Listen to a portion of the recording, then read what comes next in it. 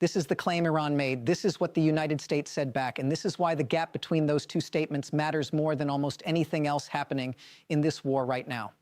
On Sunday, March 1st, 2026, the second full day of Operation Epic Fury and Operation Lion's Roar, Iran's Islamic Revolutionary Guard Corps issued what it numbered as Communiqué No. 7 of Operation True Promise 4. The statement, carried by Iran's state-linked Tasnim News Agency and picked up immediately by AFP, read as follows. The U.S. Navy aircraft carrier Abraham Lincoln was attacked with 4 ballistic missiles. The IRGC said its strikes against American and Israeli targets had entered a new phase. It warned, the land and sea will increasingly become the graveyard of the terrorist aggressors. It was a dramatic claim. If true, it would represent the first successful ballistic missile strike on a U.S. aircraft carrier in the history of the United States Navy. The United States responded within minutes. U.S. Central Command, CENTCOM, posted on X from its official account. The post began with a single word, lie. It continued, Iran's IRGC claims to have struck USS Abraham Lincoln with ballistic missiles. Lie. The Lincoln was not hit. The missiles launched didn't even come close. The Lincoln continues to launch aircraft in support of CENTCOM's relentless campaign to defend the American people by eliminating threats from the Iranian regime. CENTCOM accompanied the post with footage of aircraft launching from the carrier's flight deck, a real-time visual rebuttal. That footage was verified by Times of San Diego, The Week, and Euronews within the hour. So where does that leave us? 2 official statements, 2 directly contradictory claims about the same ship in the same ocean on the same day. Neither can be independently confirmed by journalists because no press is currently operating in the Gulf combat zone. What we can do is assess the balance of evidence. And the evidence, as of this hour, favors the CENTCOM denial. Here is why. The USS Abraham Lincoln is the flagship of a 9-ship strike group, home-ported at Naval Air Station North Island in San Diego.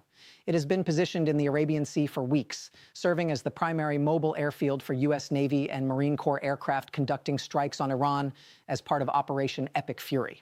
Aircraft carriers do not operate alone. They operate inside what WION's defense analysts described on Sunday as a dense, layered defensive network, including airborne early warning aircraft that track incoming threats from hundreds of miles out, ship-based interceptor missiles such as the SM-6, the evolved Sea Sparrow, and the close-in phalanx weapons system, advanced radar arrays, and electronic warfare jamming capabilities. Defense analysts widely regard a successful ballistic missile hit on a carrier in active combat posture as extremely difficult, though not impossible, in high-intensity conflict. CENTCOM says it did not happen. No independent imagery or reporting confirms the IRGC's claim. The carrier is, according to CENTCOM, still launching aircraft as of Sunday afternoon. But the claim itself is significant regardless of its accuracy, and here is why. This is the 7th official communiqué issued by the IRGC in less than 48 hours.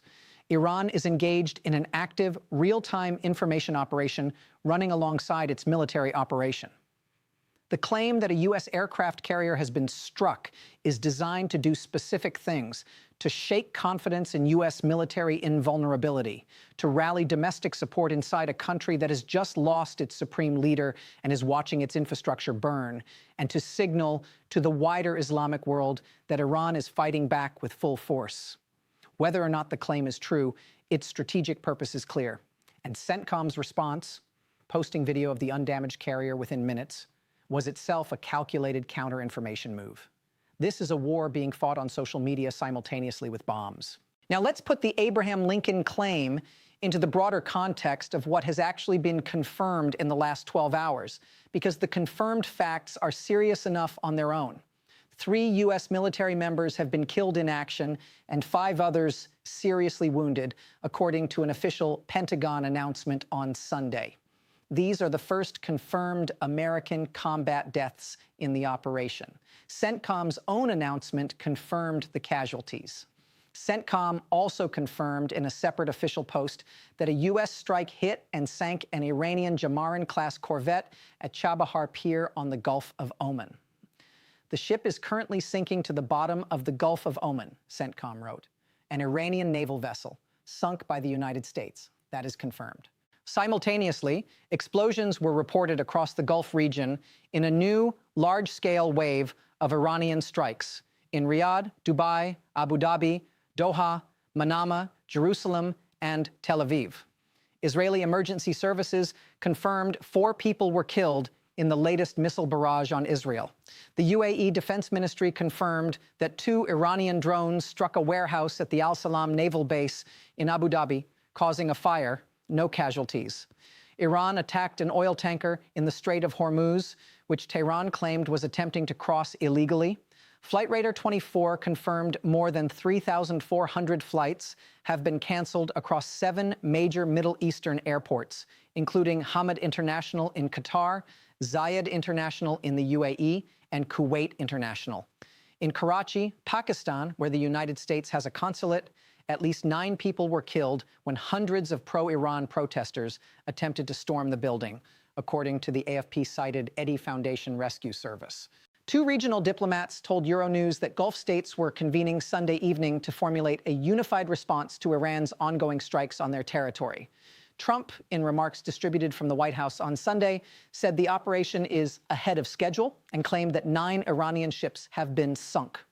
He warned Iran of force never seen before if it does not stand down. Iran's Foreign Minister IRGC responded that Iran sets no limits on self-defense. The USS Abraham Lincoln was not hit, according to the United States military. Its aircraft are still flying. 3 American service members are dead, an Iranian warship is on the ocean floor, and the IRGC says the war has entered a new phase. Stay with us.